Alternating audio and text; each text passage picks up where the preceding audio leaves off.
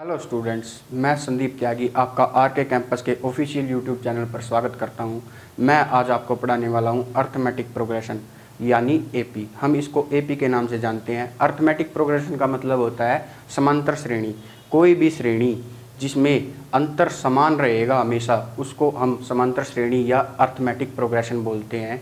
इसकी एक एग्जाम्पल से हम इसको देखते हैं। जैसे मैंने एक एग्जाम्पल लिया, इसमें मैंने लिख दिया 2, 5, 8, 11, इसको हम 14 और 17 ये हमने लिख दिया। अब देखो समांतर श्रेणी हम कैसे पता करेंगे। हम दूसरी टर्म को देखेंगे। दूसरी टर्म इसमें 5 है, इसमें से 2 माइनस कर दो, जो हमारा डिफरेंस आएगा 3। अगर वही डिफरेंस तीसरी टर्म में से दूसरी टर्म को माइनस करने पर आ रहा है, जैसे 3 इसमें भी आ गया, और वही डिफरेंस हमारा 11 में से 8 माइनस करने पर आ रहा है, और वही डिफरेंस 14 में से 11 को माइनस करने पर आ रहा है, और वही डिफरेंस 17 में से 14 को माइनस करने पर आ रहा है, तो ये हमारी एक एपी होगी। देखो जैसे मैंने कहा था आपको, ये एक समांतर श्रेणी होगी। समांतर श्रेणी जिसमें अंतर जो है पिछली दूसरी टर्म का और पहली टर्म का जो अंतर होगा वो हमेशा सेम होगा। तीसरी टर्म का और दूसरी टर्म का अंतर क्या होगा? सेम होगा। समचल समांतर मतलब एक ही अंतर चल रहा है, तो हम इसको अर्थमेटिक प्रोग्रेशन या एपी बोलेंगे। अब मैं इसकी जनरल टर्म के बारे में बात कर रहा हूं, इसको साफ कर देते हैं। इसकी जनरल टर्म जैसे इसने बोल दिया, कोई भी एक पहली टर्म है ए, उसमें मैंने कोई भी डिफरेंस ऐड कर दिया, ये हमारी पहली टर्म हो गई। उसमें कोई भी टर्म ऐड कर दो, a प्लस डी, ये डिफरेंस हो गया। अब a plus 2d, a plus 3d, ये हमारी क्या होगी? समांतर श्रेणी। क्योंकि इसमें जो डिफरेंस है वो हर बार जुड़ रहा है। जैसे पहली टर्म में मैंने d जोड़ दिया, इस अगली टर्म में फिर डिफरेंस जोड़ दिया, जो जुड़ के हो गया 2d। देखो कैसे हुआ, a plus D is equals to, नहीं प्लस डी, डिफरेंस ये जोड़ दिया ना मैंने दूसरी टर्म में, ये क्या हो गया? a plus 2d। ये जो होगा अगली टर्म आ जाएगी। जैसे मैंने उससे अगली टर्म निकालनी है तो इसमें फिर a प्लस 2d में कॉमन डिफरेंस जोड़ दो, ये क्या हो जाएगा? a plus 3d। ये हमारी आ गई ये वाली टर्म। ठीक है। अब मैं इसकी जनरल टर्म के बारे में अगर बात करूं, ये मेरी पहली टर्म, ये उससे अगली टर्म, ये उससे अगली टर्म, ये उससे अगली टर्म। देखो सब में डिफरेंस सेम चल रहा है, डी का डिफरेंस चल रहा है। ठीक है। अब मैं जनरल टर्म के बारे में बात करता हूं। जनरल टर्म इसकी कैसे, जो आपकी किताबों में भी दी हुई है, इसको मैं ए एन से लिखूंगा, ए एन। और ये होता क्या है? A plus N minus 1 into D. A N इसमें क्या होगी? General term. जैसे हमें कोई भी टर्म निकालनी है, इसमें मैं एन का कोई भी मान रख सकता हूँ, 2, 3, 4, 5, 6। अगर मैं इसमें 1 भी रखूँगा तो यहाँ पे ए ही आ जाएगा। जैसे मेरे को दूसरी टर्म निकालनी है तो ए एन की जगह 2 रख दूंगा, ए प्लस 2 माइनस 1, मुझे एन की वैल्यू रखनी है ना क्योंकि दूसरी टर्म निकालनी है, इंटू डी। तो इसकी ए पी की दूसरी टर्म क्या हो जाएगी? ए प्लस 2 माइनस 1, 1, तो और इंटू डी, ए प्लस डी। यही मैंने आपको लिख के बताया था। ये हमारी हो गई इसकी जनरल टर्म। अब हम इसके सीक्वेंस अर्थमेटिक प्रोग्रेशन के सम के बारे में बात करते हैं। ये तो हो गई हमारी जनरल टर्म, ये हो गई हमारी जनरल टर्म। अब हम इसके सम के बारे में बात करते हैं। सम, इसको हम एस से डिनोट करते हैं। ठीक है। और ये इसका फार्मूला होता है n/2 into 2a plus n minus 1 into D. इसमें जो n और ये इसमें d और इसमें d, ये क्या होता है? Common difference. कॉमन डिफरेंस ये वही वाला डिफरेंस है जो हमने शुरू में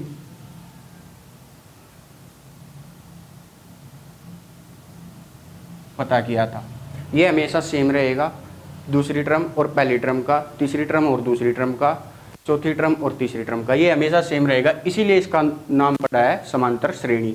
ये होता है इनका सम।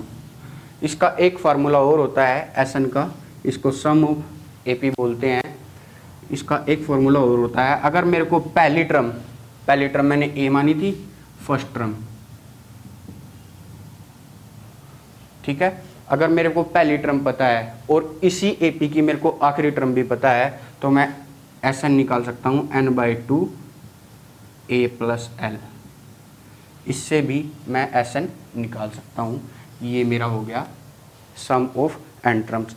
अब मैं आपसे बात करता हूँ, अगर मेरे को पता है इसकी जनरल टर्म, अगर मेरे को कहीं पे इक्वेशन दी हुई है जनरल टर्म की, ए एन कहीं पे दिया हुआ है और मेरे को निकालना है कॉमन डिफरेंस। मैं इसको साफ कर देता हूँ।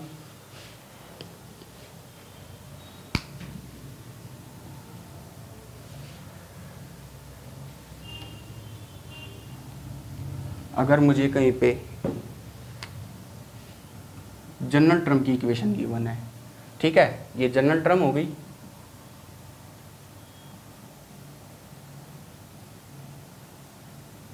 अगर मेरे को कहीं जनरल टर्म दी हुई है और मेरे को क्या निकालना है, कॉमन डिफरेंस।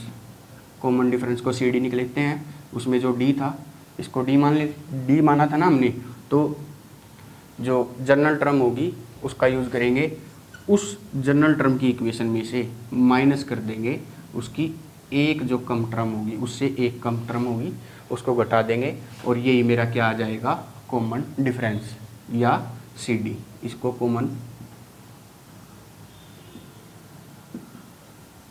डिफरेंस बोलते हैं, डी। ये हमारा कॉमन डिफरेंस आ गया। अब मैं इसमें आपको एक टर्म और बता रहा हूँ। अगर मुझे कहीं पर एस एन गिवन है, एस एन का मतलब हो गया सम। अगर मुझे कहीं पे किसी भी इसका एपी का सम गिवन है, ठीक है, ये मेरे को गिवन है और उसने मेरे को बोल दिया, इसमें आपको एस एन की क्या इक्वेशन मिलेगी, ठीक है। अगर आपको एस एन की इक्वेशन कहीं पे गिवन है और उसने कहा आपको जनरल टर्म फाइंड करनी है, जनरल टर्म, तो जनरल टर्म क्या होती है, ए एन। ए एन कैसे फाइंड करेंगे, एस एन की जो इक्वेशन होगी उसमें से एक कम वाली इक्वेशन माइनस कर देंगे और ये आ जाएगा जनरल टर्म। हमारी जनरल टर्म भी आ गई।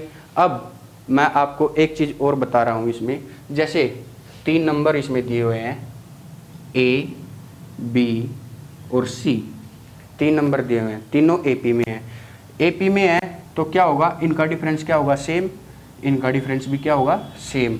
और इनका डिफरेंस सेम होगा, सभी का डिफरेंस सेम ही चलता चलेगा। अगर ये एपी में है तो मेरे को पता है बी माइनस ए होगा बराबर सी माइनस बी, ये होगा। अब मैं इसको b को एक तरफ कर लेता हूँ, b इधर माइनस का इधर आके प्लस का हो जाएगा, c a इधर जाके प्लस का हो जाएगा, ये b और b क्या हो गया, 2b is equal to C plus A. एक फॉर्मूला आ गया ये। अब मैं इसको थोड़ा सा और मॉडिफाई करके लिख देता हूँ, इधर c plus A is equals to b upon 2। ये दो जो 2 इसके मल्टीप्लाई में था इधर आके डिवाइड हो गया और ये जो टर्म आ गई, ये सेकंड टर्म है एपी की, ये थर्ड टर्म है और ये फर्स्ट टर्म है। तो ये क्या हो गया, arithmetic mean. Arithmetic mean. Thank you students.